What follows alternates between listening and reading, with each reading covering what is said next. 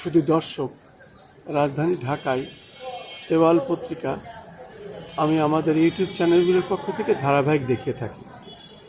আমরা আজ দেখতে পাচ্ছি আইন বার্তা, দৈনিক আইন বার্তায় প্রথম পাতায় যে খবরগুলো ছাপা হয়েছে। বৃহস্পতিবার 7ই মে 2026, 24 বৈশাখ। আমরা দেখতে পাচ্ছি প্রথম পাতায় দেশদ্রোহীদের সম্পদ জব্দ করল ইরান। পাশাপাশি আমরা আরও দেখতে পাচ্ছি 10 দিনে রেকর্ড উচ্চতায় স্বর্ণের দাম।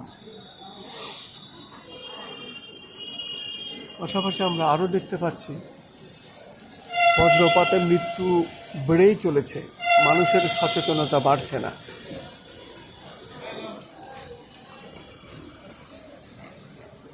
পাশাপাশি আরও দেখতে পাচ্ছি অন্তর্বর্তী সরকারের সময়ের মামলা যাচাইয়ের তালিকা দেওয়ার নির্দেশ।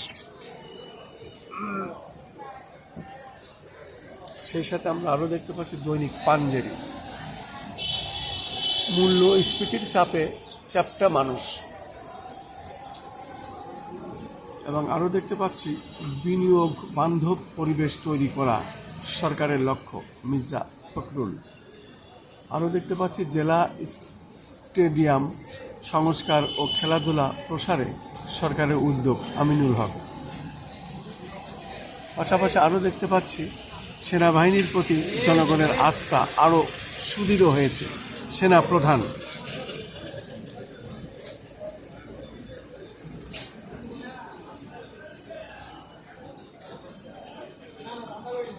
সেই সাথে আমরা আরও দেখতে পাচ্ছি 16ই মে চাঁদপুর ও 25 মে ফেনী সফর করবেন প্রধানমন্ত্রী। দৈনিক গণতন্ত্রের দেখতে পাচ্ছি দৈনিক তদন্ত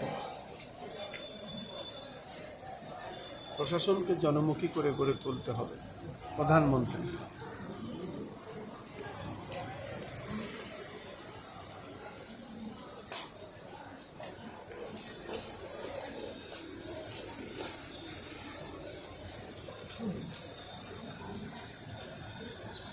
এবং 10,000 অস্ত্র উদ্ধারে ডিসিদের কঠোর নির্দেশ।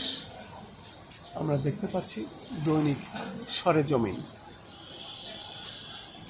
অ্যাম্বুলেন্সকে পথ করে দিলেন প্রধানমন্ত্রী।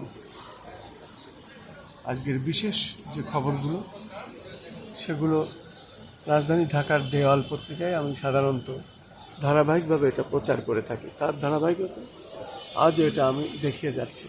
বাড়ছে শিশু নির্যাতন, 3 মাসে ধর্ষণ ও হত্যার শিকার 165।